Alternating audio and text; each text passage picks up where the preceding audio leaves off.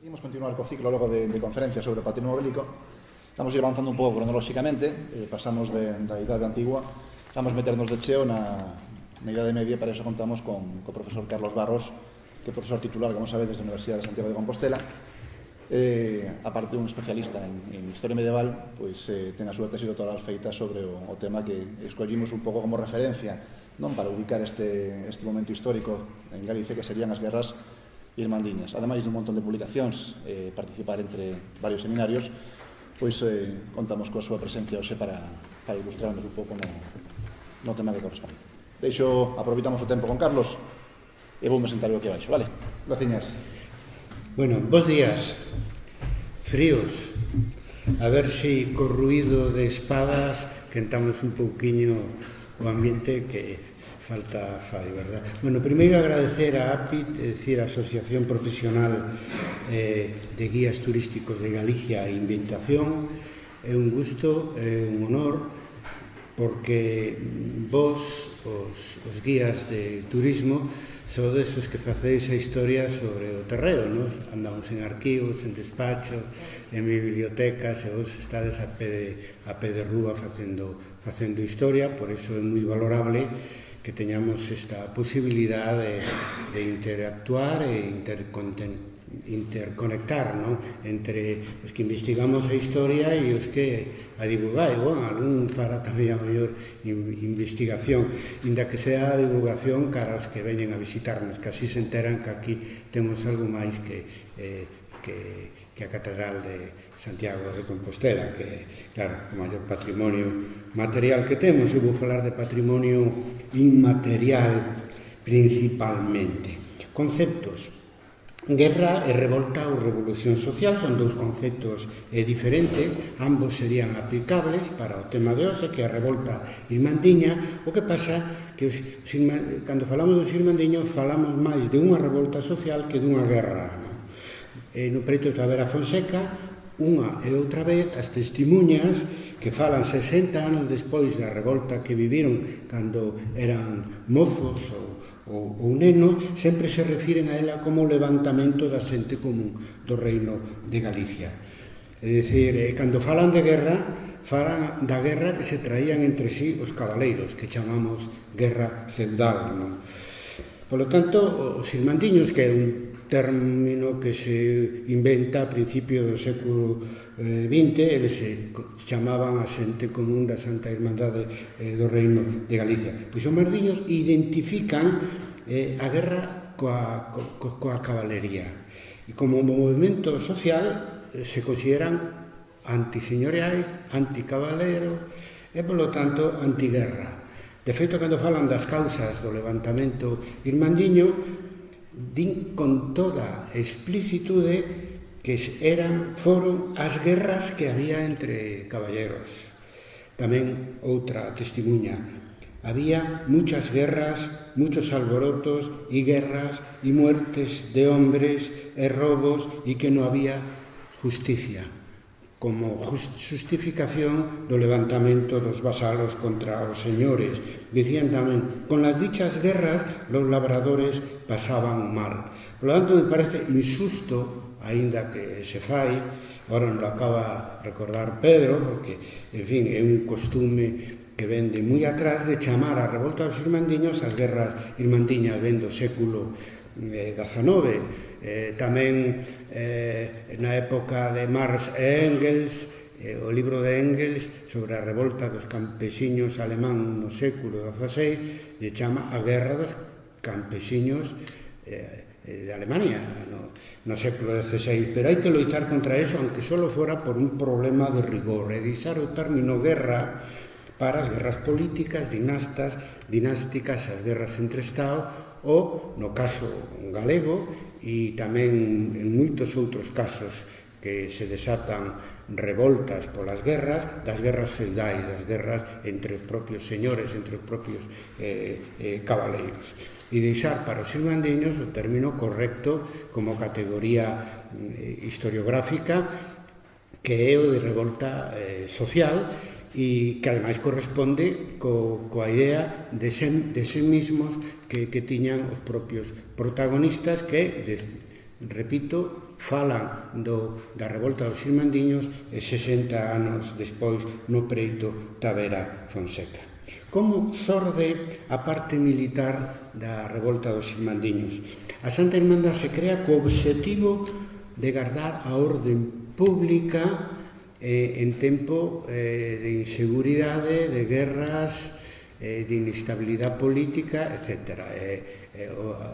Os reis conceden ás cidades principalmente o dereito a facer irmandades en períodos moi concretos de inestabilidade política ou militar. É o que ven pasando na Coroa de Castela dende o século XIII, dende o século XIII. Xa era moi habitual, e no momento en que se constitúe a Santa Irmandad do Reino de Galicia había unha guerra civil en Castela entre o rei Enrique e o seu irmán, o príncipe Alfonso, un adolescente, que é unha guerra realmente entre a monarquía e a nobreza de Castela. Entón, con tal motivo, as cidades galegas solicitan que unha irmandade que xa existía en Castela que se estendera a Galicia. Tardaron 2 anos en conseguilo porque a nobreza presionaba moito, tiña medo que se creaba unha irmandade para guardar a orden pública en Galicia, a irmandade se volvera contra eles,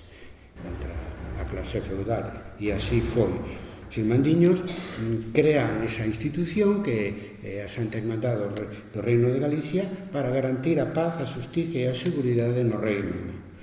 A primeira decisión da Xunta da Santa Irmandad do Reino de Galicia, chamaban a Xunta Xeral da Santa Irmandad do Reino de Galicia, que se reúne en Melide entre febreiro e marzo de 1467, a primeira decisión que toma é o control das fortalezas, porque aí eran niños de fortalezas e aí estaban a orixen do mal que corroía a Galicia, que era a anarquía nobiliaria e que partía dese poder fáctico que era o sistema de fortalezas en Galicia, que había que controlar si se quería que en Galicia houbera paz, xustiza e seguridade. O que pasa que nese control por parte da Santa Irmandade das fortalezas consistía principalmente en cambiar o alcaide señorial por un alcaide posto pola propia Irmandade e con el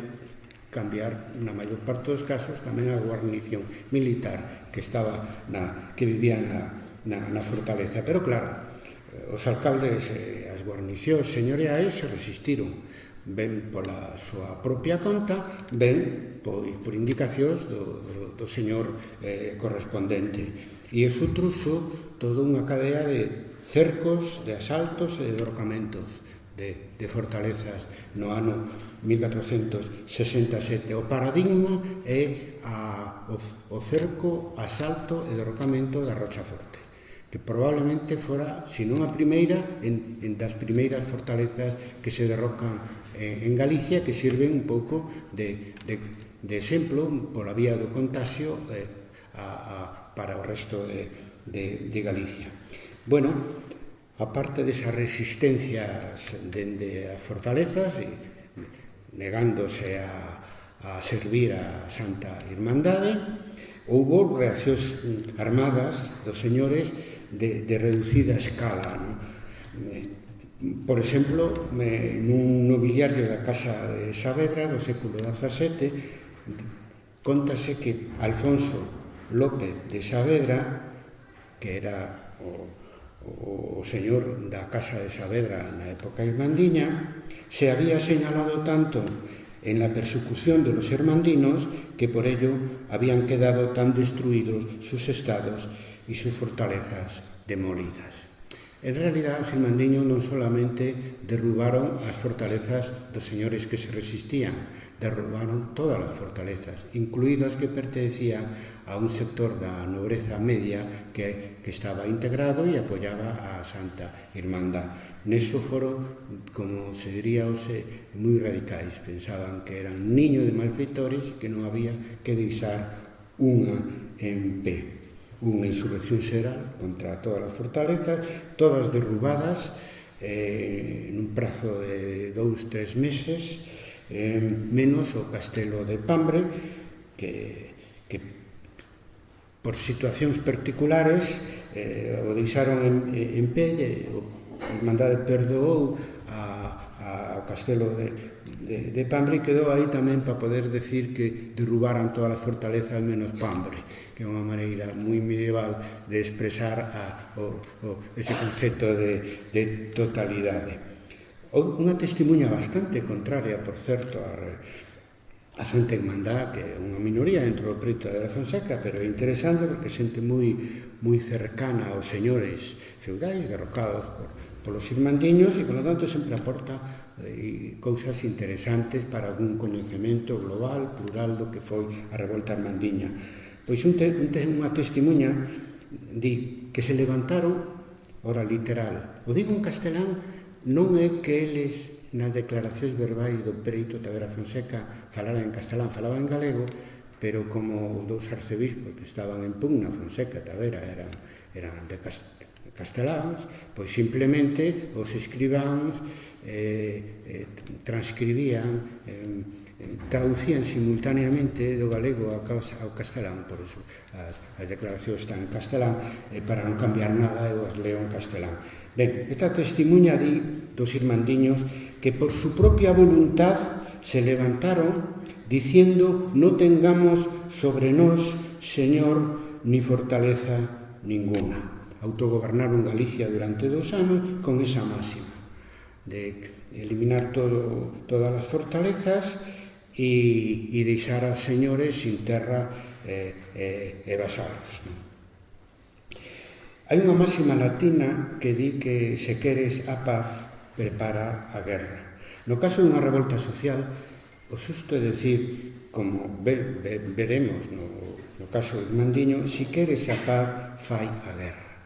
De feito, nas actas de Cortes da Corona de Castela, as cidades nun momento dado tamén indignados por moitas cousas que pasaban, en 1447 utilizan o término guerrear por la paz, que é o que facían os irmandiños. Querían a paz, pero para ter paz necesitaban eliminar as causas profundas, sociais, que provocaban as guerras, é dicir, desplazar aos señores como clase dirixente e poñer fin ao sistema de coacción señorial que cubría toda Galicia, que é o sistema de fortalezas.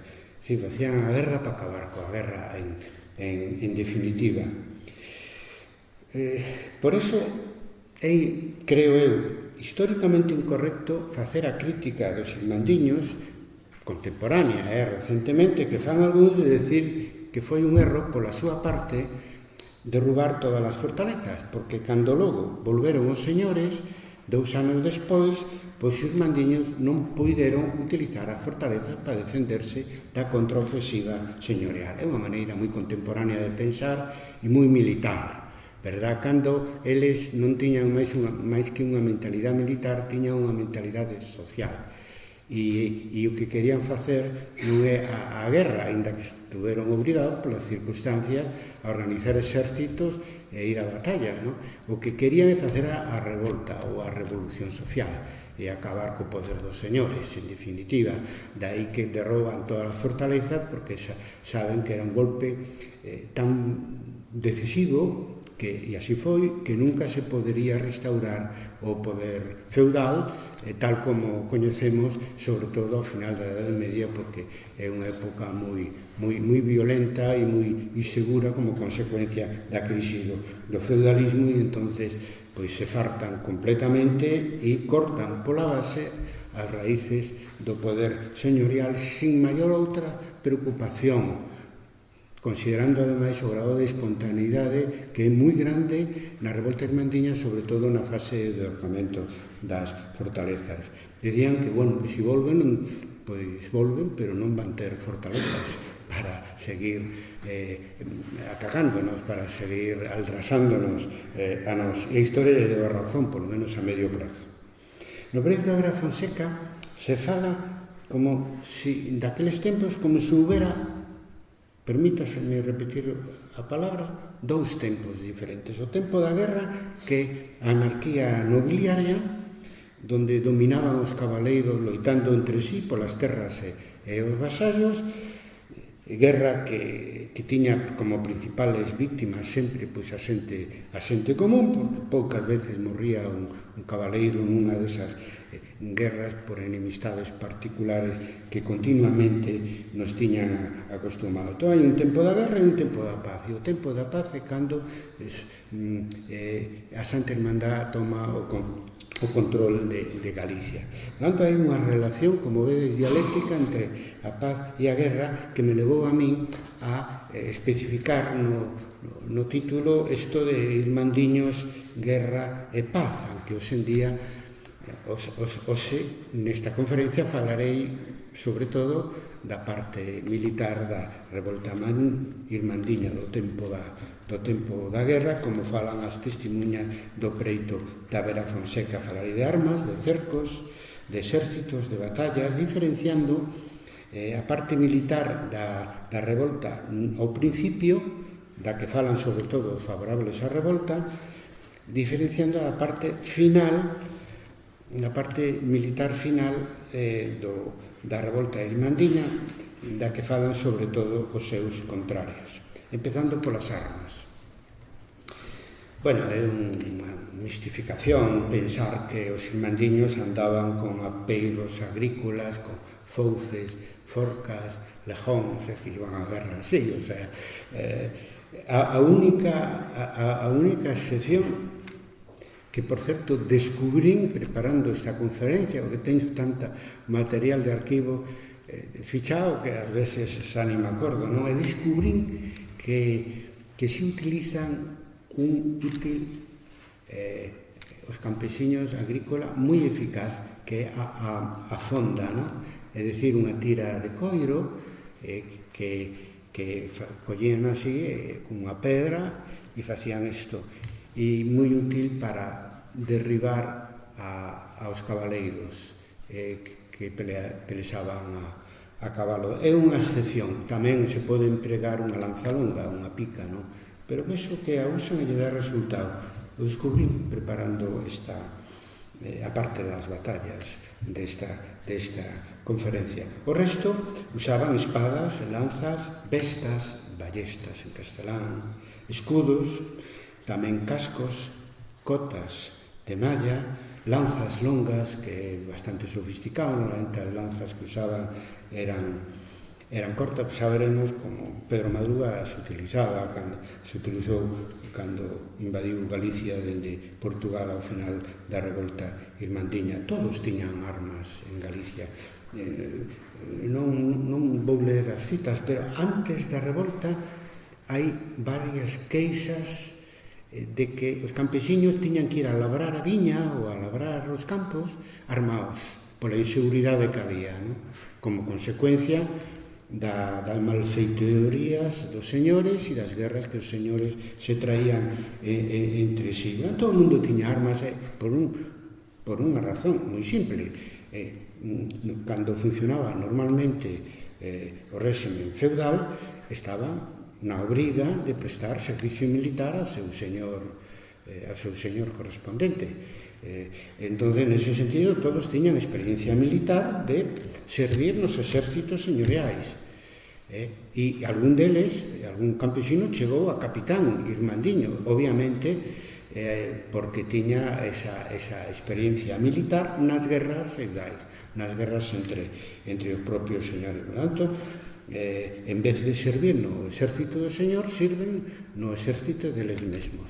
É a primeira vez que están facendo a guerra por os seus propios intereses, como campesiños, artesáns, pescadores, mercadores, incluso escudeiros, fidalgos, incluso clérigos. E incluso algún coengo que deixou a evidencia documental que participou na revolta concretamente en Ourense do Castelo Ramiro. É unha sociedade moi militarizada, a sociedade baixo medieval.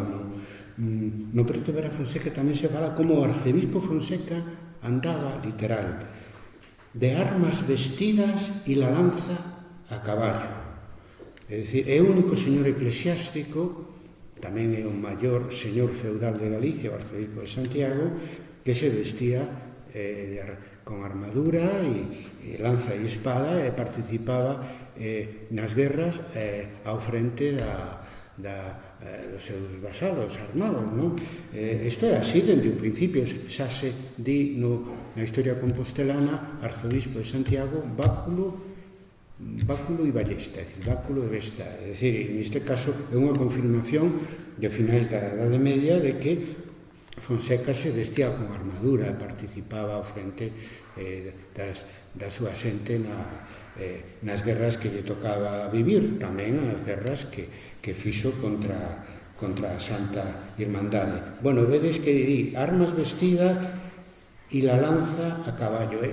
Aproveito para decir que o término lanza no século XV é sinónimo de guerreiro a cabalo. E pode ser un señor, un cabaleiro, un fidalgo, incluso un escudeiro, non? Entón se miden a importancia dos exércitos, en primeiro lugar, polo número de xente armada, non?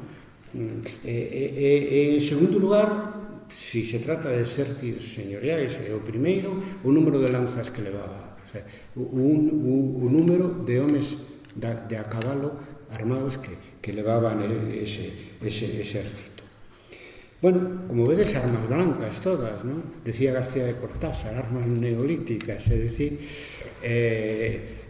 sin demasiada sofisticación. Ás veces me pregunta, se utilizaron armas de fogo na revolta irmandiña? Non. Salvo as bombardas ou lombardas. Son unha sorte de pequenos canóns de ferro que tiraban balas de pedra de unha entidade máis ben pequena, non? E que está ben documentado porque a Santa Irmandade de Santiago, da que falaremos moitas veces porque é a que xoga o papel militar máis importante na revolta irmandiña, pois está demostrado que utilizou bombardas tanto no asalto da Rochaforte como no asalto da Barreira, que é unha fortaleza da Mitra, Compostela, que está perto do Pazo de Oca, case xa formando parte da estrada. Bueno, claro, como artillería principal utilizan os trabucos, as catapultas, que utilizaban grandes balas de pedra que se atopan constantemente de tamaños diversos, pero normalmente de tamaño medio e grande para poder abrir un boquete en as murallas, etc. Non? É dicir, é a arma máis poderosa que usan, e a bombarda é un complemento que facía máis dano ás persoas que as pedras, non? Pero aquí se trata de derrocar, de asaltar fortalezas, asaltar incluso cidades amuralladas, e os trabucos están en todos os exércitos irmandiños xogando un papel moi importante, sobre todo ao principio da revolta, cando asaltan as fortalezas. Bueno, aí nos trabucos, nas catapultas, se utiliza a forza mecánica, non a pólvora, como sabemos. Aparecen, as armas de fogo aparecen en Galicia despois da revolta irmandiña, uns 10 anos despois da revolta irmandiña, con o nome de espingarda, escopeta, arcabuz. Aparecen un pouco como sinónimos, aunque a mellor un especialista podía facer diferencia, que botaban ademais balas pequenas de pedra. O chumbo aparece, pero non tanto como podíamos pensar. Pero claro, un arma moi poderosa, non? É dicir, porque a unha persoa, ainda que tivera armadura, que se defendía con unha espada, con unha lanza ou con unha besta, que lle pegas un tiro de espingarda e queda no sitio, non? E por eso Pedro Madruga, que era un tipo moi astuto e moi adiantado, listo, demasiado para él, sempre. Pois entonces utilizou isto para impoñerse, inda que foi perdendo todas as batallas, todas as guerras nas que se meteu. Como chegaron as armas de fogo a as mans de Pedro Madruga. Bueno, atopou durante a Guerra de Sucesión entre 1475 e 1479 entre Portugal e Castela, pola coroa de Castela. Pedro Madruga tomou o partido do rei portugués Pedro I, porque a Casa de Soutomaior tiña parte das súas terras e vasalos no que en Portugal, no norte de Portugal, é parte en Tui, etc. Entón, que quero dicirvos? Bueno, que él levaba, digamos, ao liderato no partido portugués e o arcebispo Fonseca no partido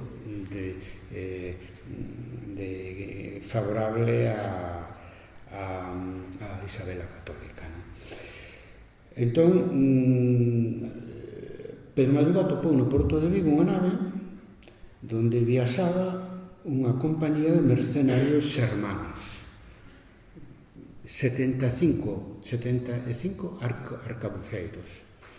Entón, unha forza diabólica, xa veréis por que digo diabólica, porque Fonseca tiña dificultades para en fin, tivo bastante dificultades, ao final o conseguiu e ensinar ao partido isabelino en Galicia para derrotar a Pedro Madruga, en parte tamén porque el tiña unha forza de fogo importante. E algunha vez que conseguiu Fonseca pois facerse con algúns deses arcabuces, tirounos ao mar, porque para ele eran as espingardas eran, decía, unha endiablada invención. Por eso digo que estaba moito máis ao día Pedro Madruga que o arcebispo Fonseca. Pero xa digo, todo eso sucede 10 anos despois da revolta irmandiña, a historia esta dos arcabuces dos mercenarios sermanos. Bueno, falei de armas, ahora falar de asedios, asaltos, derrocamentos. Eso prodúcese no ano 1467. Son as maiores accións militares da época irmandiña, abranguen toda Galicia, porque en principio a norma era que cada xurisdicción derrocara a súa fortaleza, é dicir, que os propios vasalos dunha fortaleza determinada, armados, pois a asaltaran e a derrubaran. E iso foi así en moitos casos, pero nas fortalezas máis grandes non, se axudaban entre sí os irmandiños. O que sí é claro que hai unha masiva participación nos exércitos que cercaban e asaltaban e derrubaban as fortalezas. Hai queixas como os exércitos, na súa maioría, da formada infantería por campesiños, non? Pero na súa gran maioría incluso os exércitos das cidades urbanas, porque collían toda a comarca, incluso máis, para ter un número suficiente de soldados en favor da causa irmandiña. Entón hai moita queixa de que perden a colleita do ano 1467, non tanto polos asaltos como polos cercos, que podían estar pois esas semanas ou meses cercando unha fortaleza. Tamén unha testimuña di que iban a derrocar as fortalezas como se foran en romería, non? É dicir, que foron exércitos enormemente populares e ás veces excesivamente espontáneos, porque logo unha cousa é cercar, outra cousa é asaltar ou conseguindo na maior parte dos casos que se rendiran os defensores, non? E outra moi distinta, botar abaixo, porque non é fácil, non? Se tarda anos en construir unha fortaleza. Entón empregaban dúas técnicas, unha por enriba e outra por enbaixo. Por enriba é pedra a pedra e ir tirándoas, non? E por enbaixo é facer un boquete, non? E esa parte que queda liberada de pedra, pois poñer madeira e plantarlle lume a madeira, e se iso fai unha persona que sabe o que fai, pois cae todo o lenzo da muralla. É a maneira máis sofisticada. O de facelo dende enriba, pois non require o auxilio de canteiros e mestres de cantería, que se utilizan en moitos casos. A veces, a propia Irmandade, os concellos os alquilan, etc. Hai casos en que contan as testemunhas que caían as pedras e lle rompían as pernas e sacaban en carros de bois aos irmandiños feridos pola falta de destreza, non? E para derribar as fortalezas. Bueno, a resistencia dos señores, decía, provoca os cercos, poden durar semanas ou meses, aínda que eu coido que todos estes asedios e asaltos se concentran entre abril e xullo de 1467, porque o 6 de xullo de 1467 os irmandiños, que tiñan influencia na corte a través de Fernando de Pulgar, un cronista moi importante e secretario, un dos secretarios que tiña a Cancillería de Enrique IV, consiguen que Enrique IV apoie e dea por voz, apoie a Santa Hermandad. Bueno, se formou porque el emitiu un documento para que se formara Santa Hermandad en Galicia, pero claro, ese documento non se falaba de unha maneira explícita de que tiñan que derrubar todas as fortalezas do Reino de Galicia, pero el tiña un interés político en manter a fidelidade coa súa causa de Galicia, porque estaba, xa dixen, en guerra civil, e Galicia, non a súa nobreza, pero as cidades e o povo de Galicia en general apoiaba a Enrique IV, o rei lexítimo. Entón acaba cedendo e asina un documento precioso, porque das diferentes cartas de Enrique IV que teñen relación coa Santa Irmandade, a única se conserva esta, unha copia que de época, vamos, porque además as copiaban e as difundían por todas as cidades e por todas as vilas para que a xente estivera tranquila e se sentira segura, porque o rei apoiaba o que estaban a facer. Entón, o 6 de xullo de 1467 dá por vos os derrocamentos feitos e pide aos alcaldes das fortalezas que están cercadas que se rindan e que entreguen a fortaleza a Santa Hermandad, sabendo xa nese momento que Santa Hermandad a iba a botar abaixo. Foi un gran éxito político, digamos, dos irmandiños. Por iso creo que a maior parte, despois da carta de Enrique IV, probablemente pois quedaron menos as fortalezas cercadas.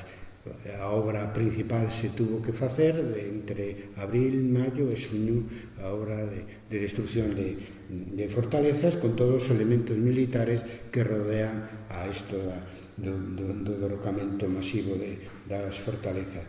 Xa dixen que os casos máis difíciles, pola envergadura da fortaleza ou pola forte resistencia dos seus defensores, levan a formarse exércitos que teñen uns itinerarios e, polo tanto, a Rochaforte non a podían botar abaixo pois os da xurisdicción da Rocha, non? É dicir, o girio da Rocha, que se decía, necesitou que viñera xente non só da cidade de Santiago, sino desde hasta Negreira, hasta Padrón, etc. Viu xente para axudar no asalto a Rochaforte. O sea que os irmandiños se forman en 1467 para derrubar as fortalezas. Bueno, son unha cantidad importante. Eu teño documentadas unhas 150, pero son poucas, polo menos 2 ou 3 veces máis. Hai que pensar que derrubaron os irmandiños en canto ao número de fortalezas. Menos igresas, as igresas, empezando pola Catedral de Santiago, por todas as catedrais, de estilo románico, incluso gótico, eran como fortalezas, ¿no? Pero bueno, se respetaron.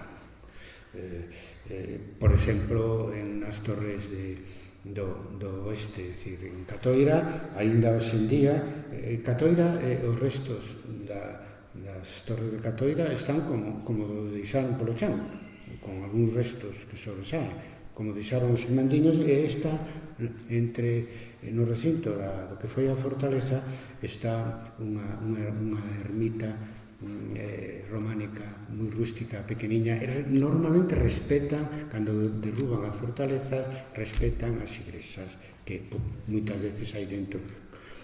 A excepción é a Rochaforte, porque nas excavacións se descubriu restos dunha capela, pero que a capela era parte fundamental dunha das torres. A prioridade era derrubar a torre e perdimos a capela. Bueno, aí perdimos todo, porque a Rochaforte, como decían eles, non deixaron pedra sobre pedra, aínda que agora, como sabedes, se escavou e para os guías un sitio onde se debía levar a xente, porque era a xoia da Mitra de Compostela, era a fortaleza máis importante.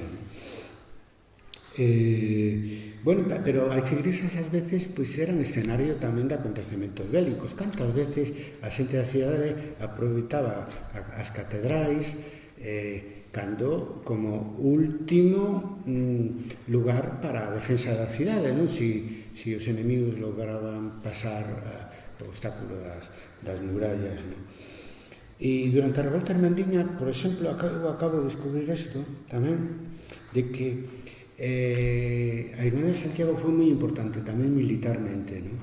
Entón andiveron derrubando fortalezas e resulta que 6 meses despois do inicio da revolta hubo un contragolpe e se pechou na catedral un grupo de partidarios do arcebispo Fonseca e levaron unha catapulta, un trabuco, supoño que pequeno, con eles, e dentro da catedral martirizaban aos veciños de Compostela. Iso aparece nos foros, foros que dicen que non queren pagar as casas ao cabido, porque, claro, foron destruídas polas pedras que viñan da catedral cando, literalmente, os inimigos da cidade se atrincheiraron ali. Xa teño unha idea, máis ou menos, que pudo ser.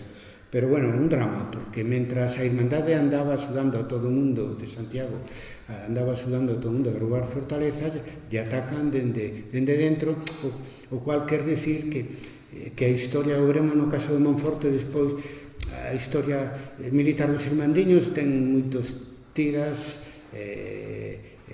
afrousas, non? É dicir, non é tan lineal e tan simple. Por tanto, por fortuna tiñan as igrexas catedrais para ás veces refuxiarse ali e resistir aos enemigos da cidade e da propia igrexa. Por exemplo, estamos falando de asedios. Hai que falar tamén de algún asedio que se produzo ao final da revolta, en 1469. O máis importante é o cerco de Santiago por parte do arcebispo Fonseca, non? A pesar que gana a batalla de Almalixe, logo falaremos dela, pois os que estuveron na batalla, que foron derrotados, moitos se encerran na cidade de Santiago, e o arcebispo Fonseca, dende o mosteiro de San Francisco, pois dirixe un asedio que foi moi sangrento. A verdade, ele estuvo a punto de morrer, Fonseca, dunha frecha de besta, de ballesta, porque daquela, sabedes, non había penicilina, era moi complicado e podías morrer de calquera ferida. Iso foi así hasta o século XX, imaginadevos vos, como era naquela época. Bueno, sabemos detalles interesantes como que os defensores de Santiago cubriron de madeira as torres defensivas que formaban parte da muralla. Podemos pensar que durou o cerco 7 semanas, pero nas declaracións verbales unha data, unha outra, máis ou menos, uns 2 meses, e se di que os veciños de Santiago causaron nas forzas armadas de Fonseca. Por certo, a maioría non eran daqui, pero, bueno, igual, tamén está mal que os hubieran matado. 400 mortos, é unha cantidad importante. Outra testemunha de 50, non sei, pero morreu bastante xente. Eu creo que se vingaron contra o exército que truxo de fora Fonseca, polos que morreron na batalla de Valmalixe. Fonseca, que era o pai do fundador do Dr. Cisco Fonseca, fundador da Universidade de Santiago, finalmente non pudo entrar en Santiago máis que a través dun pacto cos ex-irmandiños, é dicir, co Concello da cidade, máis un pacto que incluía que non se volverían a reconstruir as fortalezas hasta hoxe en día, para desgracia do turismo cultural. Bueno, agora falemos dos exércitos e logo das batallas. Hai dous tipos de exército, o exército dos irmandiños e o exército que chamamos da contrarrevolta, os que forman os señores en 1469 para retomar as súas terras e vasalos en Galicia. Hai un momento, por lo tanto, de formación de exército de distintos signos, non? Como podedes entender, en 1467 se forman pois nos grandes itinerarios que máis ou menos coñecemos, que seguiron, por exemplo, o exército de Santiago para ir derrubando as fortalezas importantes da terra de Santiago, casi sin oposición, porque hai que entender, os vasalos abandonaron os seus señores, por lo tanto non había exércitos señoriais máis que pequenas unidades que ofreceron resistencia a uns exércitos irmandiños, claro, moito máis numerosos, como é o caso de Vasco de Seixas en Lugo ou de Luís Abreu, un representante do conde de Benavente en Añarir, e que non tiña nada que facer en 1467 os señores do punto de vista militar. Xa dicen, os vasalos se abandonaran e non tiñen exército ningún. Rui Vázquez, na crónica de Santa María de Iria en 1468, un clérigo do coro da catedral, escribiu que os señores ficaron polos seus pecados, dando un tono, lle deu sempre un tono providencialista religioso a revolta irmandiña, pois quedaron castigados por Deus, sin terras e sin vasallos, espidos, como viñeron ao mundo. Por lo tanto, non había exércitos máis que pequenas unidades que se resistiron. E, ademais, esta superioridade numérica desde o punto de vista militar irmandiña, pois creou un efecto que chamamos de arrollamento, non? É dicir, que arrollaban co que tiñan enfrente en canto a resistencia señorial, e se produce a gran fusida dos señores, o máis recalcitrante. Algunos se quedaron no exilio interior simplemente porque non ofreceron resistencia armada e procuraron quedar a ben co poder dominante naquel momento, que era o poder irmandiño, pero claro, sin terras, nin vasallos, nin fortalezas, nin exércitos. E iso valía tamén para os nobres, xa dixen, que apoiaron a revolta irmandiña, algúns cabaleiros que ademais foron capitáns dos exércitos irmandiños. O outro momento é en 1469, cando veñen os exércitos, cando entra en Galicia os exércitos reaccionarios, non? Dos señores, aí se producen sobre todo as grandes batallas, as batallas das que falaremos logo, e algúns cercos a cidades, porque no final da revolta, o campo estaba, o feito de que as batallas foran no campo, pois favorecía aos señores, porque non tiñan os irmandiños onde refuxiarse. Utilizaron os castros, pero non tiñan fortalezas, pero sí tiñan as cidades.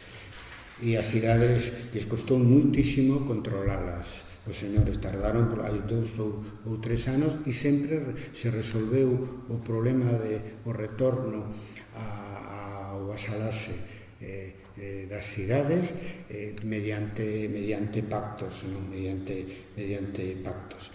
E polo tanto non é tan simple de que foi unha batalla, gañaron unha batalla e se recuperaron o poder.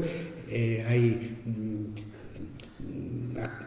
cercos, resistencia de todo tipo, incluso militar, en este caso xa nun segundo plano nos anos 1469, na segunda mitad, 1470, 1471 e 1472. Nese contexto ten lugar a resistencia na lanzada contra Pedro Madruga dunha dúcia de irmandiños de Pontevedra. E costou moito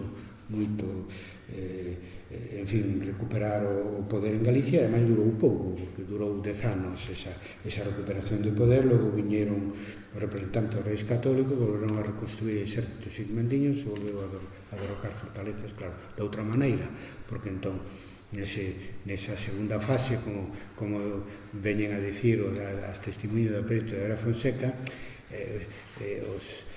a xente non se autogobernaba, senón que quen dirixían esos novos exércitos entre o ano 1480 e 1483 eran os enviados polos reis católicos, que fixeron unha alianza de alguna maneira 10 anos despois co que foran os irmandiños.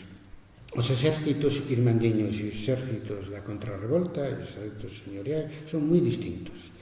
O exército da Santa Hermandad é realmente, e non é unha frase que para que quede bonito, pero é realmente un exército de homes libres, porque xa non eran vasalos, abandonaran os seus señores e estaban libres do servicio militar e prestaban voluntariamente, facían o servicio militar a Santa Irmandade a costa dos seus propios intereses. Decía antes que se perdían as colleitas. Bueno, tamén unha testemunha di que eran hombres solteros e bragantes, era xente moza, como todas as revoltas e revolución, a que estaban esos exércitos irmandiños. Bragantes porque a braga na época medieval é a prenda interior masculina, non femenina. As mulleres non levaban nada a eso, o sea, simplemente vivían, estaban máis cómodas. Entón, se dicía bragantes, pois son mozos que constituían os exércitos irmandiños. E os exércitos señoriales eran exércitos de mercenarios e de xente de fora. Mercenarios hai probas sobradas, porque eles escaparon de aquí, os que organizaron, os que invadiron logo Galicia en 1469 para recuperar as súas terras con un séquito pequeno, familiares, algún criado fiel e nada máis. Non tuveron que pagar tanto aos que viñan con lanza e cabalo e aos que viñan como infantería, e lograron a algúns criados que volveron cos seus señores ao final da revolta, pero eso tardou, e en todo caso sempre eran minoría respecto dos que viñan de fora, fundamentalmente portugueses que viñeron con Pedro Madruga, leoneses que viñeron co Conde de Lemo e casteláns que viñeron co arzobispo Fonseca. E eran maioría, como digo na miña parroquia, estranxeiros. Se non eres da parroquia eres un estranxeiro, a maioría estranxeiros, si hai o punto de referencia é o reino de Galicia. Bueno, son exércitos, os mandiños por un lado, señorías por outro, en condicións diferentes, favorables aos irmandiños en 1467, en condicións máis desfavorables para os irmandiños en 1469, claro que loitan entre sí, polo mesmo sempre, polo control do territorio. Por eso que incluso, non falando dunha revolta, incluso a parte militar sigue sendo social. É dicir, que pensaban polo control do territorio das terras dos vasalos. Hai que decir que durante os 2 anos de poder irmandiño en Galicia, todas as jurisdiccións son sustituídas pola estrutura de hermandad, que chegaba a todas as parroquias. Bueno, a veces, según a parroquia, se elixía un alcalde por parroquia, outras veces se juntaban 2 ou 3 parroquias para elixir un alcalde, según eles. E logo, a máis, hai outros cargos, cuadrilleros, e, bueno, as milicias, porque cando falamos dos irmandiños estamos falando de milicias, inda que os exércitos señoriais, ata os reis católicos tampouco teñen un carácter tan profesional como se pensa, pero de todas as maneiras, como un monopolio da formación militar a tiñan os cabaleiros, claro, eles teñan esa superioridade que na batalla de Valmalixe, como veremos, xoga bastante ao seu favor, de que eran os profesionais da guerra. Números Canta xente se movía nestos exércitos, non? Bueno, sobre todo estaba formado por infantes, non?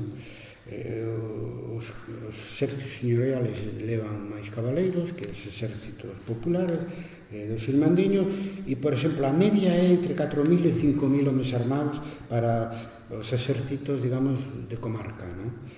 Tamén no caso señorial, pero vamos, seguimos cos exércitos irmandiños. Cando se xuntaban varias irmandades podían chegar a entre 10 e 12.000 soldados. Na persecución que falaremos de Conde de Lemos participan 30.000 irmandiños armados.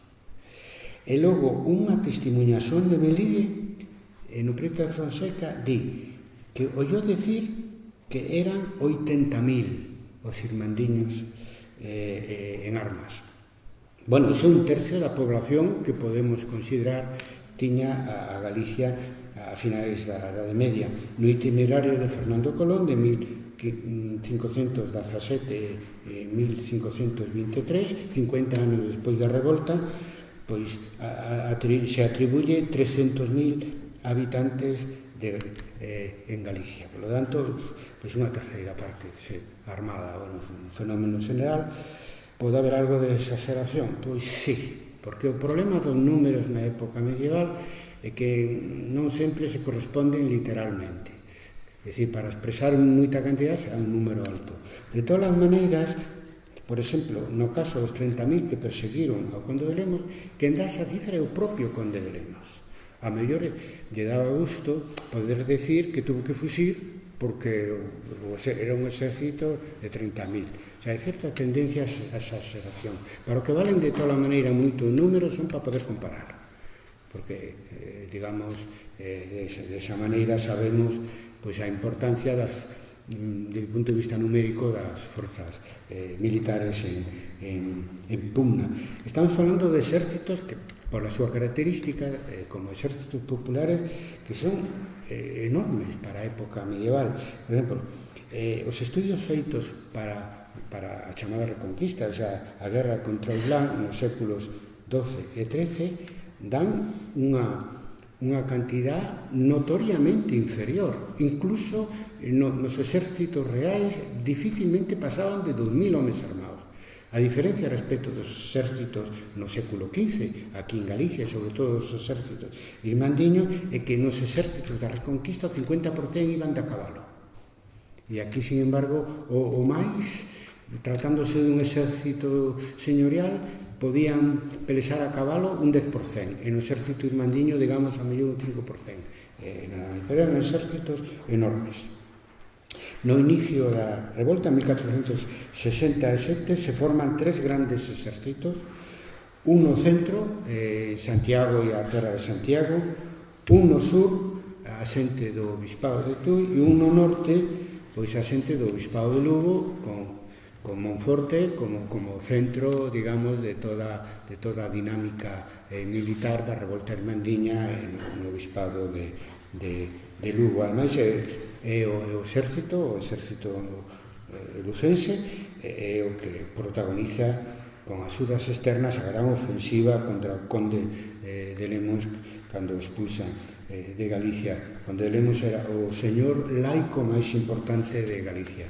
Desde o punto de vista, claro, non era superior ao arcebispo Fonseca, porque o arcebispado de Santiago cubría pois, toda a provincia da Coruña e gran parte da provincia de Pontevedra. Era o señorío feudal máis grande de Galicia. Despois de Fonseca estaba o Conde de Lemos coas súas jurisdiccións en Monforte e Lugo.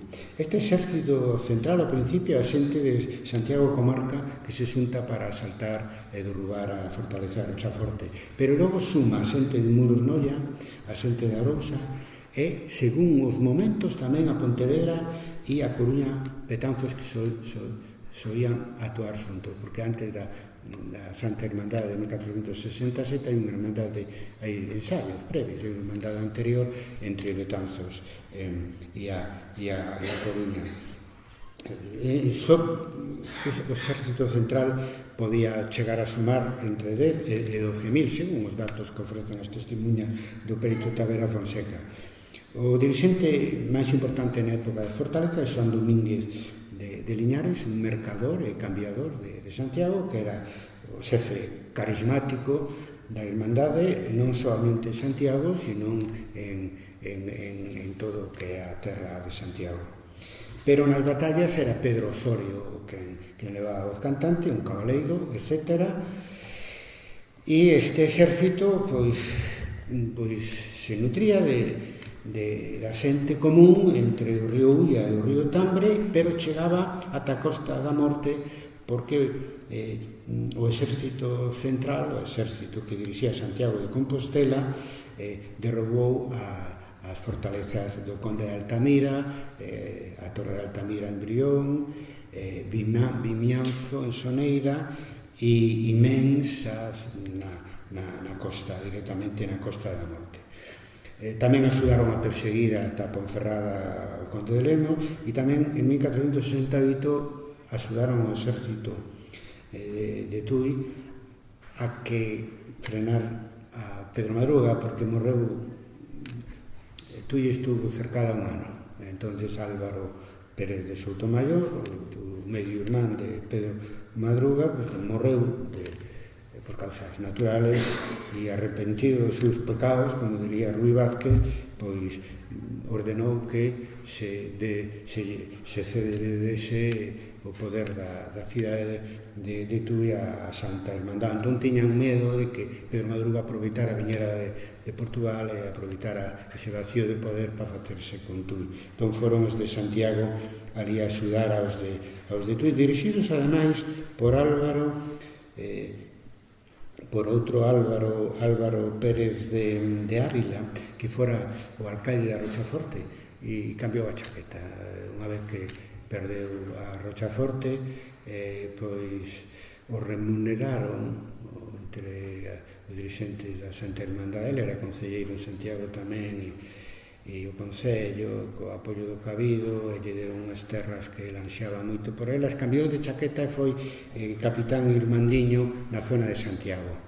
Inda que ao final de todo, para enfrentarse a Fonseca, volveu a aparecer Pedro Osorio, porque claro, este Álvaro Pérez de Ávila, pois penso que cando viu co seu exército de Castela Fonseca, pois debeu ou se pasou para outro lado ou quedou neutralizado, non? Entón por eso volveu ao final na batalla de Valmelixe Pedro Osorio a exercer como capitán deste exército central que tiña a súa base principal en Santiago de Compostela. O exército de Tui se forma para manter o cerco contra Álvaro Pérez de Soutomayor durante un ano. Por lo tanto, aí estuveron. Rui Vázquez na crónica de Santa María de Iria dá o dato: 5.000 hombres de pie e de caballo. Non o din galego, homes de pé e de caballo, que mantiveron cercado, turnándose, supoñemos, Tui durante un ano. Foi o cerco máis amplio, etc. Logo, cando volve en 1469 Pedro Madruga, ten un confrontamento militar con os irmandiños de Tui e di que eran 8 ou 9.000, o sea, 5.000 para cercar Tui en 1467 e 68, que casi se multiplican por 2 para impedir que Pedro Madruga en 1469 volva a apoderarse de Tui, o cual quer decir que cando se produzo a reacción señorial, a capacidade de movilización militar dos irmandiños sería igual, o sea, que o poder irmandiño nese sentido se afirmara moito, concedera, digamos, tuvera moi bons resultados, sobre todo nos temas, entre outras cousas, non pagaban as rentas feudais e moitas outras cousas, e saliron a defendelo de novo ese poder irmandiño en 1469. O exército do norte é o de Lugo, non? En Monforte hai unha frouxa sadísima. Primeiro, a vila queda coa Irmandad, porque é que as cidades é o propio Concello quen organiza a constitución da Irmandad, se fai a asamblea, se elixen os cargos que moitas veces coinciden cos dirixentes do Concello. Entón, colle, e van a derrocar, como se fixo en toda Galicia, as fortalezas do entorno de Monforte. Entón van e derrocan a Sober, que estaba a 13 kilómetros de Monforte. E prodúcese un contragolpe. Alonso López de Lemos, que era o señor de Sober, pois ten unha batalla cos irmandiños, a batalla de Pedrosa, os vence e recupera Monforte. Entón se produce agora o contragolpe. Se forma un exército campesiño de 5 ou 6 mil que dende fora toma a cidade de Monforte e derruba a fortaleza, vamos, o castelo de Monforte, e logo se reedificou, a pousada, non? Agora, incluso parte da muralla. É o único caso en que a Irmandade ten que tomar finalmente dende fora a cidade, porque todas elas eran, as cidades e vilas eran baluartes irmandiños. Bueno, e a partir de que recuperan Monforte, o exército do norte, Monforte, Lugo e tal, pois empeza a gran corredura, que o chamo eu, que fai realidad esa frase que repetían moitos irmandiños, que os gorrións corren tras os falcóns, que é a persecución do conde de Lemos. Diego de Lemos, por iso digo que é o fillo contra o pai, non? É o capitán de 12 ou 15.000 homes de Monforte, Terra de Lemos, Chantada e Campa. A isto se unen logo os de Lugo. E logo se unen parte do exército central, que de Santiago de Compostela tamén axuda a expulsar de Galicia ao conde de Lemos. E logo están os do Bierzo, que non quixeron formar parte da Hermandad de León e que se pasaron a Hermandade de Galicia para poder liberarse do poder do conde de Lemos e que, bueno, coa axuda dos que veñen de Monforte son os que botan abaixo a fortaleza de Ponferrada. Aí onde aparece o número 30.000 que perseguiron o conde de Lemos, e se trata dun exército que se forma por acumulación.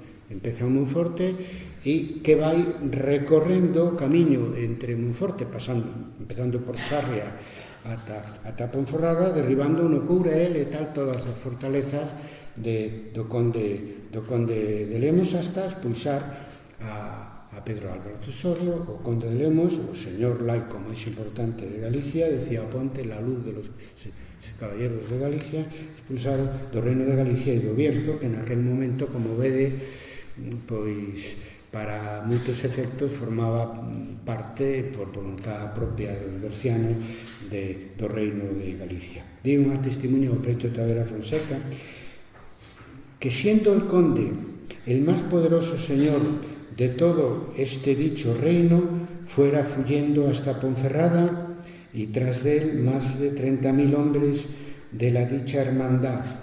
A testimonia di que lo oyó decir del mismo conde, porque vivía con él un antiguo criado do conde de Lemos, que dá esa cifra de 30.000 irmandiños que perseguiron ata o final ao conde de Lemos. Bueno, hai outros tres exércitos que se forman en 1469, ese exército da contrarrevolta.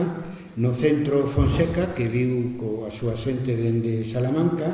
No sur Pedro Madruga, que viu coa súa xente de Portugal. E no norte o conde de Lemos, que volveu dende León con xente armada para recuperar en Monforte e en todo Lugo toda a súa influencia que sempre tivo nesa zona de Galicia.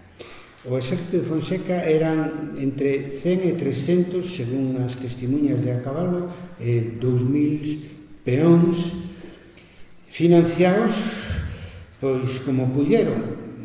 Fonseca manda a súa familia de Salamanca e din que gastaría moi grandes sumas e cuantías de maravillís que empeñara cuanto tenía de su patrimonio para traer este exército. Dice, engade a testimonha porque traía con él mucha gente de caballo, en 200, porque uns din 100, outros 300 aproximadamente, que xogarán un papel moi importante. Pedro Madruga, un exército parecido, menos xente a cabalo, 100 lanzas, 2000 peóns, se financiou gracias ao seu sogro Álvaro Pérez de Tábora, un portugués de Trás-os-Montes, casara coa súa filla, e dice que Vasco da Ponte dice que le dio mucha dote ao seu sogro, cabaleiro portugués, e máis le ayudó con mucha gente de caballo e de pie para tomar todas estas tierras de Galicia, pagados a su costa por mucho tiempo. Pues dice tanto as lanzas como os infantes, é dicir, que lle levou anos, tuvo que o seu sogro pagar durante un tempo, un ano, dous, non sabemos exactamente ese exército que viña a reconquistar o señorío do Soutomaior en Galicia. Do Conde de Lemos non temos número en canto a participantes no exército que formou en León, pero supoño que semellantes, máis ou menos, aos outros dous exércitos. Un admirador de Lemos, do Conde de Lemos, Felipe de la Gándara, en Armas a Triunfos, di del que deshizo la Germanía de los hermandicos, gente popular y vil, oponíanse a todo dominio de señores en Galicia con color de libertad. En su villa de Ponferrada los deshizo. Sí, en 1469, primeiro el reconquista Ponferrada, logo Monforte, logo Sarria, e logo chega a controlar Lugo, conseguindo o nomeamento do seu irmán como bispo de Lugo. El sigue o camiño inverso da gran fuxida de 1467, polo cual non se coordinou, salvo no temporal, de atacar todos xuntos co resto dos señores de Galicia, porque o tivo moi duro. É dicir, a parte máis sanguenta e máis dura da loita entre exércitos señoriais e exércitos mandiños se deu na zona de Monforte e Lugo. Tamén el tivo que pagar o seu exército endebedándose, porque sabemos que recupera a dote do seu fillo que morrera durante a época irmandiña de morte natural. Sabemos que empeña a súa prata e da súa familia uns xudeus de León. E bueno, xa remato, porque xa máis rapidamente, falando do que queda, que son as batallas. Quedando claro que os feitos militares relacionados coa Santa Irmandade máis importantes son cercos e asaltos de fortaleza por un lado e incursións, guerra de movimentos como esta a persecución do Conde de Lemos. Temos documentadas algunhas batallas campais, que era o que lle gustaba aos señores, e algunhas tamén que implican castros, que son as que lle gustaban aos irmandiños, porque os señores a campo aberto tiñan a superioridade que daba a cabalería señorial. Bueno, as noticias veñen todas das fontes nobiliarias, generalmente moi xeográficas. A Ponte é un gran admirador de Pedro Madruga, Felipe de Gándara é un gran admirador do Conde de Lemos, donde tal como contan parece que os señores sempre gañan as batallas, cando logo, se o ves con lupa, non é así, salvo as de Valmalise. Hai 6 batallas localizadas, 2 no ano 1467, Pedrosa e Monfierro, que teñen como antagonista o Conde de Lemos, e 4 localizadas, ubicadas no ano 1469, e que teñen como antagonista principal a Pedro Madruga, que son Framela, Valmalise, Gudián e Tui.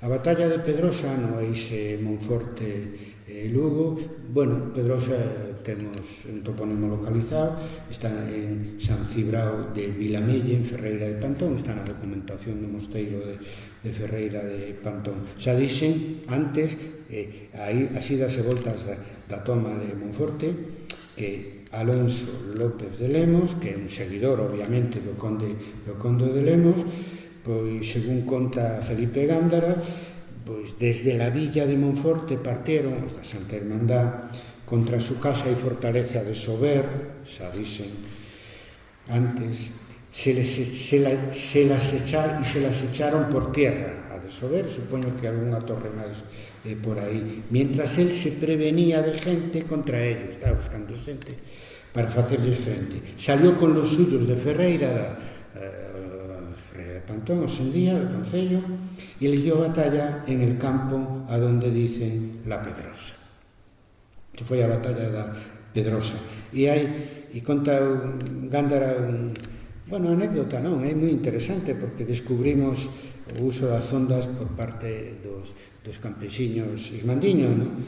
E dice, e aunque de 2 pedradas le derribaron del caballo, os ismandiños, son as tirafondas que dicen antes que usaban os campesinos ismandiños, volvió a montar en él, peleó tan honradamente que matando muchos de ellos los desbarató, los siguió hasta Monforte, los echó de la villa y se apoderó de ella. Bueno, citado con palabras da época, o que xa contamos antes, das idas e voltas da toma de Monforte. O que non conta Felipe de la Gándara é que despois se formou un exército labrego que recuperou a vila de Monforte para a Santa Hermandad e que, ademais, ese exército criou, digamos, o núcleo do que sería o exército do norte que perseguiu exitosamente a Conde de Lemos ata Ponferrada. Hai unha segunda batalla en 1467, esta vez protagonizada directamente polo Conde de Lemos, e nos informa un nobre vasco que fala inmediatamente depois da revolta e moi ben informado do que, desde o punto de vista nobiliar, do que fora a revolta dos ismandiños, que se chamaba García de Salazar. Dice que unha pelea hubo el Conde de Lemos con estas hermandades en Monfierro e venciólos e matou 400 ou máis de ellos e cercáronlo despois en Ponferrada. Bueno, aí hai truco, porque se os venceu, como é que porque o cercaron en Ponferrada? Creo que foi unha falsa victoria a de Monfierro, vamos, efímera, durou un día, non?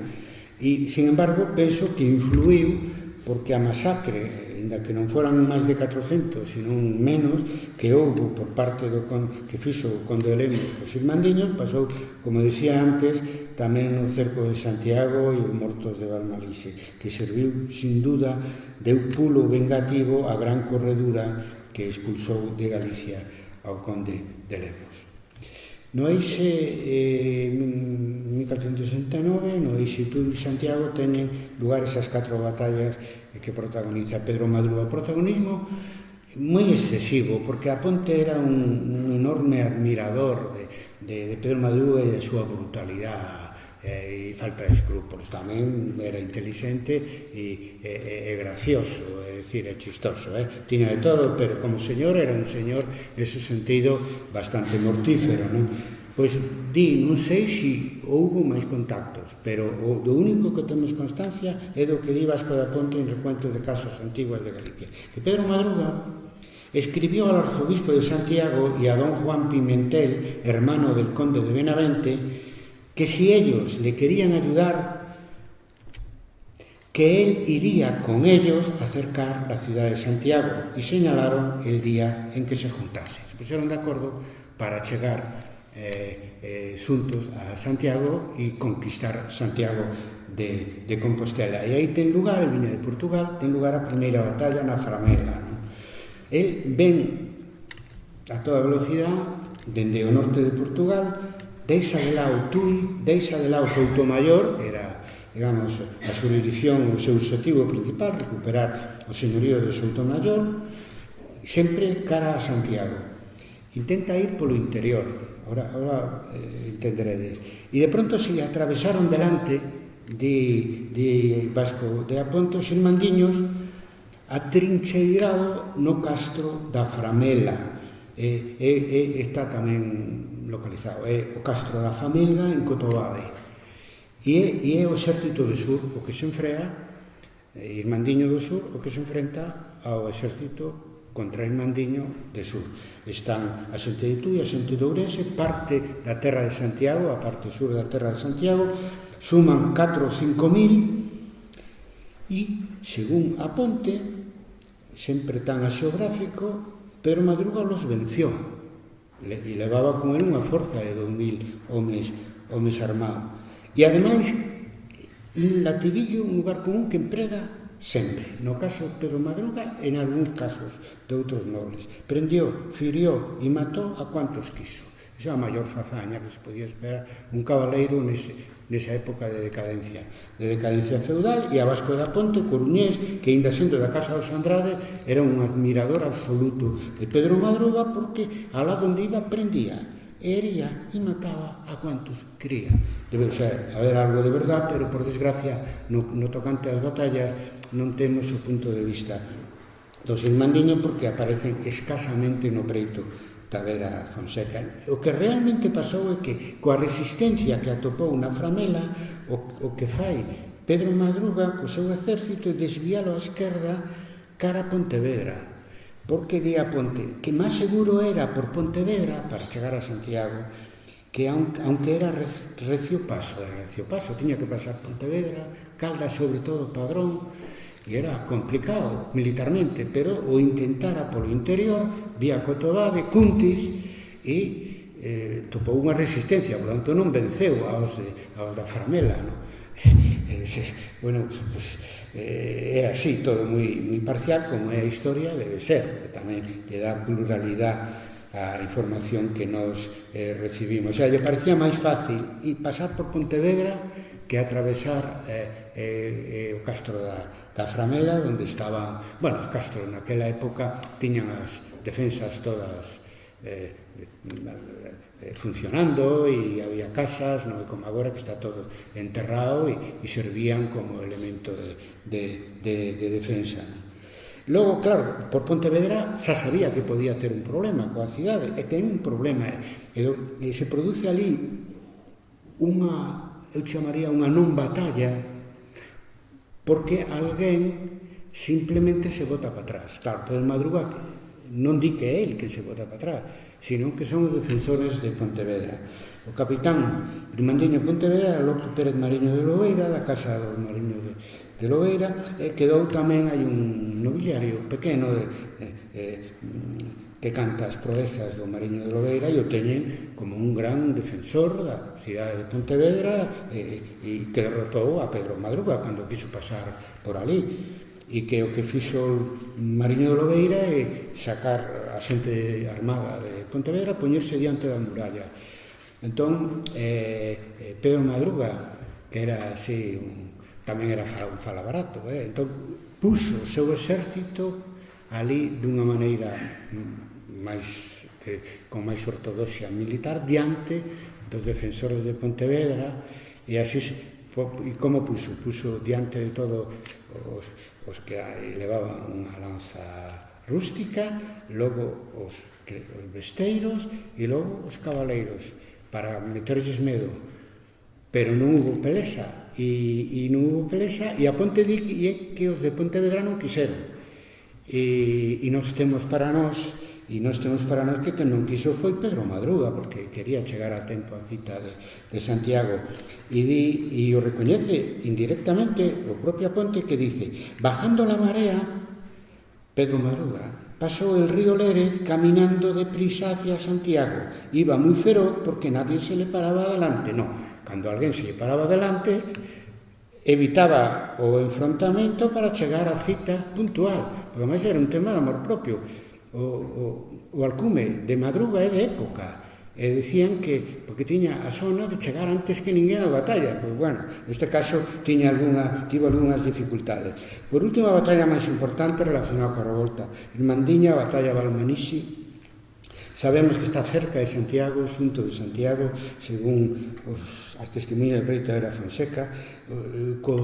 Facendo a búsqueda polo macrotopónimo non o topamos, e eu estou a espera que a Xunta actualice o seu nomenclator, incluindo microtopónimos, porque ten que estar en algún sitio. Eso sucede en abril de 1469, e aí o exército do sur e o exército do centro derrotan a Santa Irmandad con claridade. desbaratan o exército central e a partir de aí pois xa non se pode volver a reunir a Xunta Xeral do Reino de Galicia e podemos dar por finiquitado o proceso do poder irmandiño que dominaba toda Galicia, e da caloita seguiu, como xa dixen, 2 ou 3 anos entre señores e ex-irmandiños. A fonte que fala da batalla de Almalixe pois, é Vasco da Ponte, o nobiliario Vasco da Ponte, pero tamén aparecen referencias no Preto e Tavera Fonseca que son moi interesantes porque aportan o topónimo. Quer dicir que a principio do século XVI o topónimo estaba activo, se coñecía ben porque aparece varias veces. Bueno, aí confluyen o exército de Fonseca e o exército de Pedro Madruga. No de Fonseca, ademais de Pimentel e a xente do Conde de Benavente, viñan os restantes cabaleiros que se quedaron sin terra nin vasalos. Gómez Pérez das Mariñas, Fernando Pérez de Andrade, eso seguro que aparecen nomeados. E logo, con toda a seguridade tamén, a xente de Moscoso, de López Sánchez de Moscoso e outros cabaleiros, que nese caso veñen eles e con algúns que viñan con eles, pero non con exércitos, porque quen tiña esos cartos para pagar esos exércitos? Pois simplemente os que tiñan familia fora do Reino de Galicia, que é o caso dos 3 exércitos que entraron en Galicia: Pedro Madruga, que casou en Portugal, o Conde de Lemos, que casou ben tamén en León, e Fonseca, que viu para facerse cargo do arcebispado de Santiago, está enterrado alá, de Salamanca. Entón, os señores que non tiñan aquí, que tiñan todo o seu patrimonio en Galicia, perderono todo, non podían aportar nada militarmente máis que o seu cabalo, a súa armadura e alguén que recuperaron nese momento para que lle seguira servindo. Bueno, que tiñan enfrente o exército central irmandiño, agora dirixido por Pedro Sorio, está Alonso de Lanzosa, e tamén sabemos, e Diego de Lemos chega tarde, cando termina a Almalixe, e cando termina a batalla que protagonizará inmediatamente despois Alonso de Lanzós. Co cal quere decir que hasta o último momento a nobreza media estuvo coas armas na man apoiando a revolta irmandiña. Vamos, os cabaleiros os máis sonados pois son estos, non? Osorio, Lanzós, Diego de Lemos e outros de menor entidade como Mariño de Lobeira e os de Lugo e todo eso. Hasta o último momento non houve división final, como se dixo. O dixo Gómez de Salazar. Xa lle gustaría que estaban divididos. Non, estuveron unidos ata o final. O que pasa que saberemos como os derrotaron. En Valmalixe a superioridade numérica era para a Santa Irmandad, se fala de 10.000 homes armados, máis ou menos, outras veces eran cifras hasta 12.000. O exército central, con base en Santiago, e conta a Ponte que don Pedro Osorio estaba por capitán de la comunidad, que tenían 10.000 hombres arriba, y entre ellos muchos fidalgos que eran del extremo de las Asturias e outros gallegos e esperaban por máis gente. O sea, tiñan tamén xente de cabalo, non tanto como os señores da contrarrevolta. E aí, pois, estaban derrotados. E aí contou moito a astucia de Pedro Madruga e o peso da cabalería nas batallas campais. Que xa o coñecemos desde a época das cruzadas en general para toda Europa e para a Península Ibérica desde a época da chamada Reconquista. E entón, aquí é todo un gusto de ver como se manexa este Pedro Álvarez Soutomaior. Non sei que sabedes, e antes foi coengo da Catedral de Tui, o sea, sabía misa, e polo tanto, antes de militar foi coengo, claro. Pedro Álvarez dijo, en modo de pregunta, al arcebispo y a don Juan que se esperaban que se juntase todo el mundo contra ellos. Vamos, decía, no esperemos. Y contesta el mismo, aquí somos, entre gallegos, portugueses y castellanos, 300 lanzas, máis 4.000 peóns, sumando os dos exércitos. Claro, menos da mitad do exército irmandiño, que era maiormente de peóns, non? Aquí somos entre gallegos, portugueses e castellanos 300 lanzas. Arremetamos a don Pedro que si lo desbaratamos, todos los otros fugirán. E foi así. A astucia e inteligencia listísimo para él e para moverse nestas cousas, nestas trifulcas. Por exemplo, mentras o que tiñan decidido era unha cabalgada forte enfocada hacia onde estaba Pedro Osorio, rodeado de cabaleiros, el fai unha maniobra de distracción que dá a medida da figura.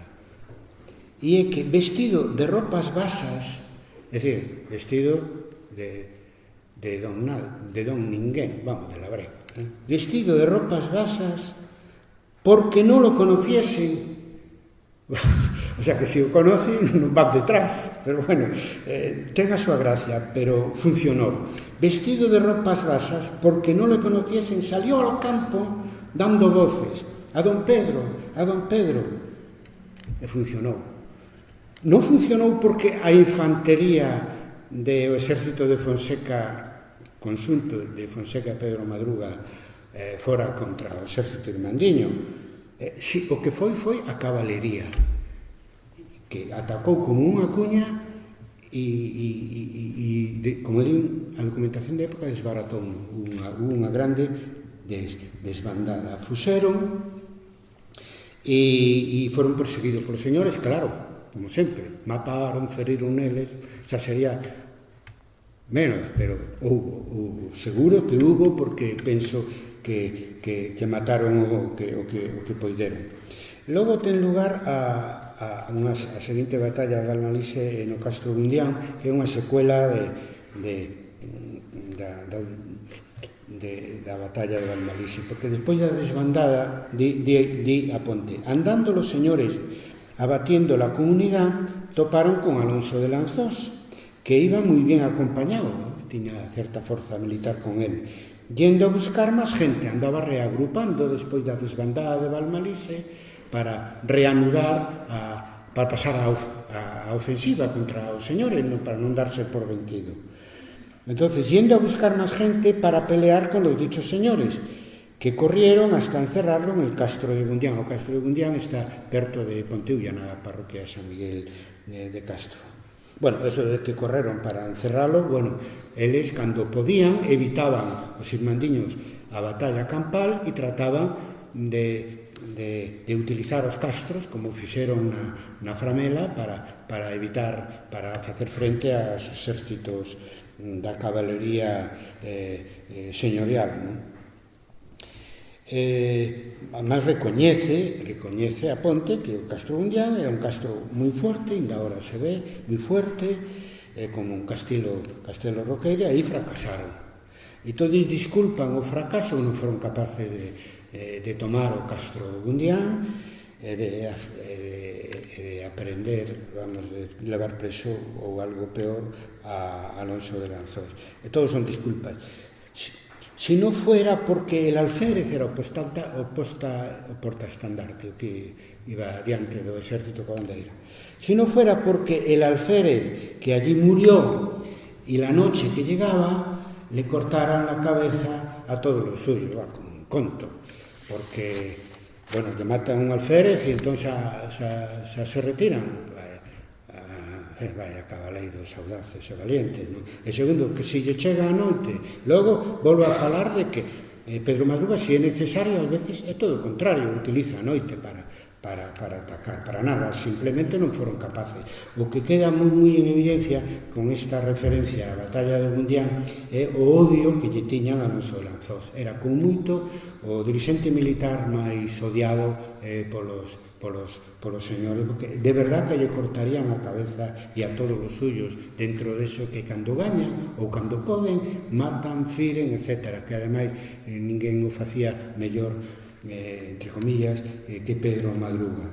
E logo que pasou? Que retiráronse os señores e pola mañán, cando intentaron retomar o asalto, resulta que xa non estaba, que Alonso Lanzós, coa súa xente, se escapara pola parte xa que hai, é un un castro moi ben defendido, tiña unha parte xa ali por San Miguel de Castro. E o temos a Alonso de Lanzós o 18 de abril en Lugo, porque ao acabar a batalla de Almalise, Juan Pimentel pois quería entrar en Lugo contra a Santa Irmandad e o chama ao cabido da Catedral de Lugo, porque hai un documento en que lle dan foros de casas por ter defendido a cidade de Juan Pimentel. En fin, disgregando as súas forzas. Despois, o mesmo día, atopan o exército de Pedro Madruga atopa a Diego de Lemos, que viña a axudar a Alonso de Lanzós. Cando chega Alonso de Lanzós non estaba no Bundián. E aí hai unha historia un pouco truculenta, moi do estilo de Aponte tamén, de que falaron con Diego de Lemos para que non houbera pelesa, e Diego de Lemos marchou. Bueno, marchou a terra de Lemos con toda a seguridade, porque tiña que facer frente aos esforzos do conde de Lemos para retomar Monforte, non? De feito, viu axudar deixando desprotegido a terra de Lemos, co cual quero decir que estaban todos moi unidos ata o final. Por último, hai unha batalla en Tui misteriosa que só coñecemos dela a través dun nobiliario. O fillo de Pedro Madruga, Diego Soutomayor, deixounos unha descendencia da casa de Soutomayor, onde fala, claro, maravillas do seu pai, obviamente. Nese caso, con máis motivo, porque era o seu fillo. E así nos enteramos que depois de Balmanise, todas estas movidas contra Alonso de Lanzós, etcétera, e incluso Diego de Lemos, Pedro Madruga volve ao sur de Galicia, recupera Soutomayor, o resto do castelo que quedaba, e intenta facerse co control de Tui. E entón é onde o seu fillo, Diego Soutomayor, di que fueron en Tui 8 ou 9.000 contra él e los desbarató de noche. Non hai máis referencia desta batalla. Era casi o doble dos que houbo, xa o dixen antes, cercando aí 2 anos antes a Tui. Por lo tanto, unha forza moi importante. Di que os desbaratou de noite. Bueno, pois pode ser, pero neste caso a información é moi breve, nin Aponte nin Ganda refalla desa batalla, que sería a última batalla a que vamos facer referencia. Bueno, queda para outro día falar do que fai o poder irmandiño en Galicia entre abril de 1467 e 1469. A paz irmandiña foi un ideal do que en fin, perfecto, do que serviu de exemplo cando os reis católicos viñeron aquí a rematar a caída dos señores feudais como clase dirixente en Galicia. Bueno, unha grande inteligencia colectiva entre 1467 e 1469, porque os irmandiños non se vingaron nin dos señores nin das súas familias. Tiveron esa inteligencia de cambiar, digamos, as espadas por canas, como se di, e se o objetivo deles é facer a guerra para conquistar a paz, unha vez que terminas coa guerra e tes a paz, pois non vas a vengarte na clase señorial derrotada. E iso favoreceu tamén que en 1469, inda que algúns quixeran, non houbera represión dos irmandiños, porque, como decía o conde de Lemos a Pedro Pardo de Cela, que lle dixo Pardo de Cela, señor conde, que lle dixo que ao señor conde que enchiese seus carballos, que colgase aos seus caballos, vasalos dos seus carballos, a ver se digo ben, que enchiese os seus carballos cos seus vasalos.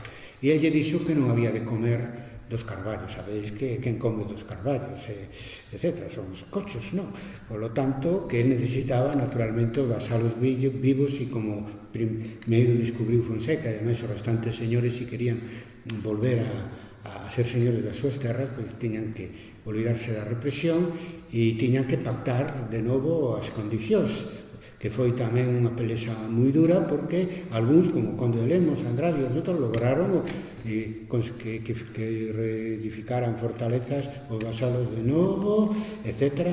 Moitas delas foron derrotadas ao dixen en 1430, cando chega a Cuña e Chinchilla a Galicia. Bueno, máis nada, a Revolución dos Irmandiños é o inicio da modernidade no reino de Galicia. Non digo máis, xa me alonguei demasiado, que a Santa Irmandade vos protexa e ilumine.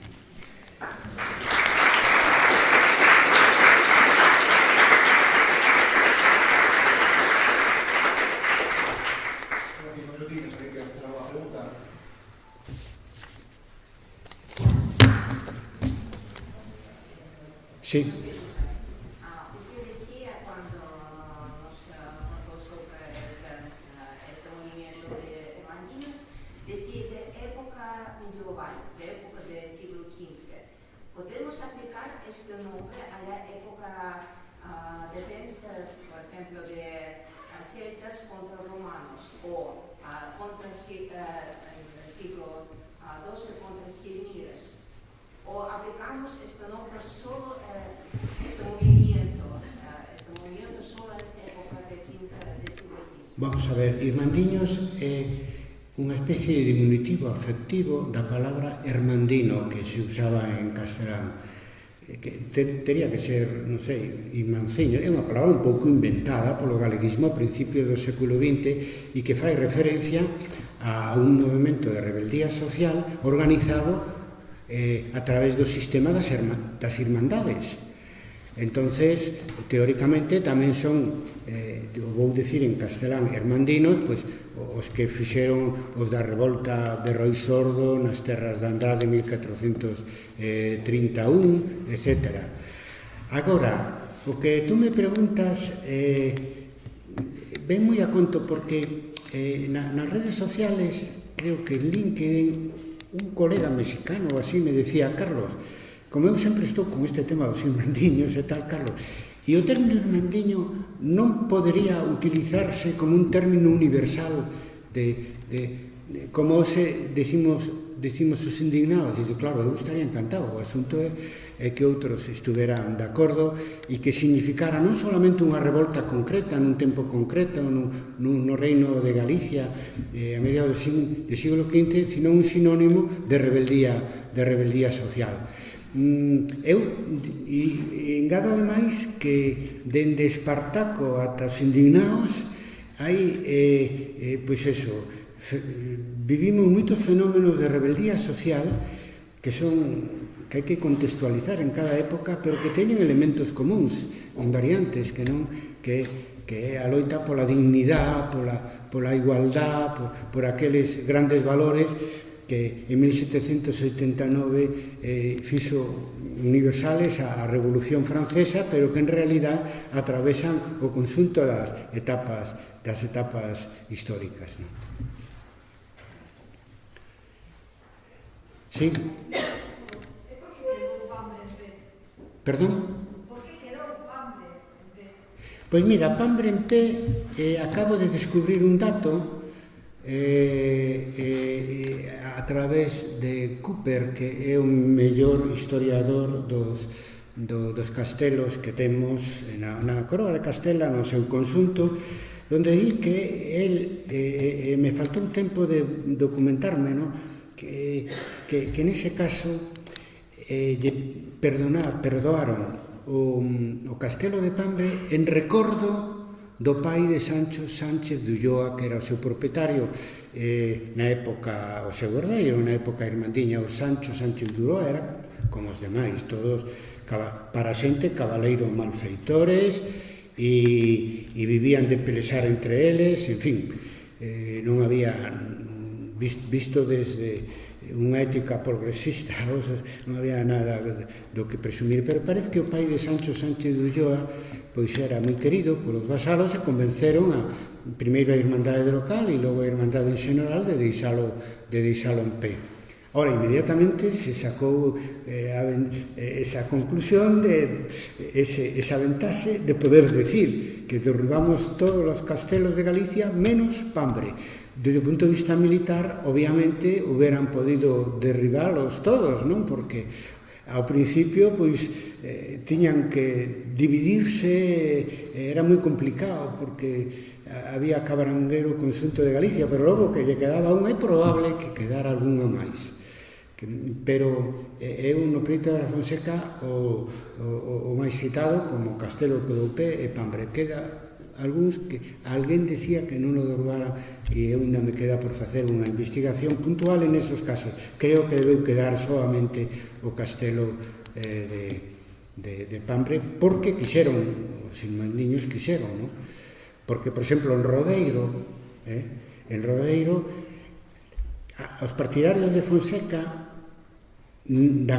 tiñan certa forza na zona e se opuseron a que a Irmandade derribara Rodeiro, a zona de Pontevedra, pero se derribou. O sea, ainda que hubo unha oposición local, se derribou. Sin embargo, en Pambre, se non foi así, porque as autoridades competentes decidiron non derribalo. A Irmandade estaba moi estructurada, porque aparte dos alcaldes locais, estaban, digamos, as provincias que decían que eran as dióceses en aquel momento, pues tiñan unha estructura, por lo menos había un alcalde maior, había certa estructuración, e aínda que neste tema concreto do derrubamento das fortalezas o factor de espontaneidade debeu contar bastante, porque na primeira xunta de Melide non se acordou derribar a fortaleza, solamente tomar posesión dela, e cando ten lugar a xunta seguinte, pois xa estaba a mitad da fortaleza de Galicia derribada. O sea, aí xuntou moito, xogou un papel moi importante o factor local e o factor espontáneo. Eu creo que, en definitiva, os vasalos directamente que se impuseron a todo o que podía ser unha posición máis política, característica naquela época, obviamente, pois entre os dirixentes urbanos e a clase media rural. E ademais o odio surde a ira contra a fortaleza despois de cercala, de asaltala, de ter mortos e pois tomar a fortaleza e non deixar pedra sobre pedra.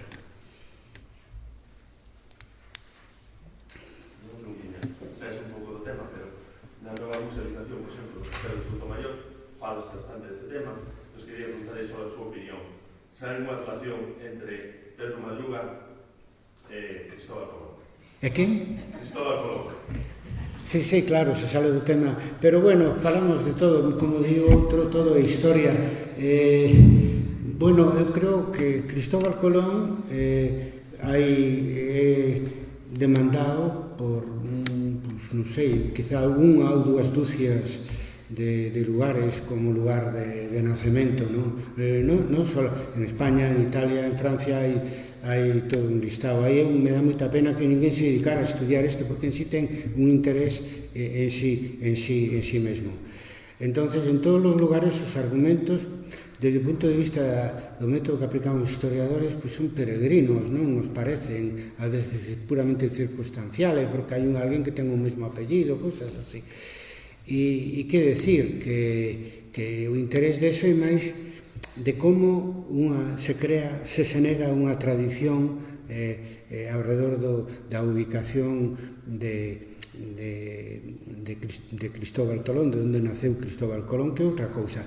Entre os académicos hai un consenso amplísimo de que ese non ves, e a máis o dixo en algún momento dado, e que a parte de ocultación que pode haber na súa orixe ten que ver máis porque é unha orixe humilde, non? Parece que era dunha familia de tesedores e que non hai máis misterio que ese. E obviamente non investiga iso polo que din, sobre todo os modernistas que están máis con ese tema. Evidentemente era xenovés, como el dixo en algún momento, e se non se sabe moito de súa orixe é simplemente porque tiña unha orixe que non era nobre. Bueno, eso de xenovés é casi imposible. Perdón? Que é casi imposible que fose xenovés, porque está demostrado a súa técnica de navegación era atlántica. Bueno, entre outras cousas, bueno, toponimia de América. no, bueno. Sempre como Celso da Rega Eu neso seguramente máis ben a mí o que me preocupa todos os lugares. Agora estou revisando aquelo que fixen algunha vez sobre os mitos na historiografía galeguista. Estou con Monte Medulio. Ai, Dios mío, Monte Medulio. Todo o mundo quer o Monte Medulio ao lado da súa casa, non? É moi comprensible, pero afortunadamente a historiografía profesional non entra niso.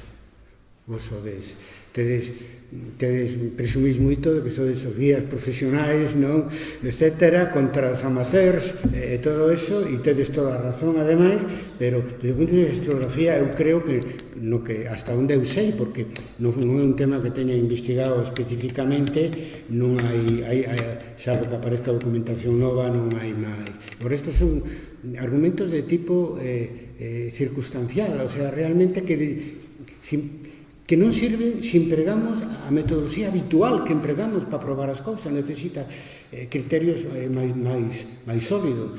Tamén eu podo decirvos que os nomes de lugar que utilicei, de batallas, de cousas así, só os puxen aqueles donde hai seguridade abondo documental. Os que non, para que? Para decir o que di cada un donde estuvo Balmalixe ou donde foi a batalla de Gundián ou outra. A mí me parece que é bastante especulativo e que pode ser divertido e interesante, unha maneira de difundir a historia tamén, pero nos estamos na obriga de dar os datos documentados sobre o tema. Bueno, Francisco quería decirnos algo. Con respecto a García de la Vega como historiador, yo la investigación de sobre Colón no la leí, yo lo que, porque me queda muy lejos de mis intereses, yo lo que leí es la otra monografía que tiene sobre la Galicia antigua, y si la seriedad y el rigor metodológico que utiliza para investigar a Colón es el mismo que utiliza para hablar sobre la Galicia antigua, deja mucho que desear, mucho. Nada más. Con respecto a otra cuestión, ¿por qué Colón es gallego? A ver, ¿por qué os creéis vosotros que Colón es gallego? ¿Por qué hay tanto interés en que Colón sea gallego? Os lo digo. Porque cuando los emigrantes gallegos llegan a Argentina, son unos brutos que no saben hablar castellano y que se encuentran totalmente los emigrantes italianos a Argentina los consideran como una raza inferior. Cuando los gallegos en Argentina y en La Habana empiezan a ganar dinero y ascienden socialmente, se empiezan a desarrollar dos cosas fundamentales. Uno, nosotros somos somos más antiguos que vosotros, que sois romanos, que sois posteriores. Y dos, no chuleéis mucho, porque Colón era esto no lo estoy inventando yo. Hay un libro precioso de Manuel Núñez Seixas, un catedrático de Historia Contemporánea de la Facultad de Historia de la USP, que se titula O inmigrante imaginario, en el que lo pone en negro sobre blanco y lo explica muy bien. O sea que yo no digo que a lo mejor no pueda ser gallego, pero esta magnificación del personaje de Colón como gallego está ideológica.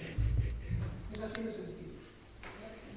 Moi ben, por eso que non coñecía o traballo de Xosé Manuel, pero o interesante dese tema é estudiar como se crea esa mitoloxía. É interesante históricamente, porque tamén é historia, non solamente os feitos reais que documentados, tamén é historia esas tradicións moitas veces imaginarias que se transmiten, non?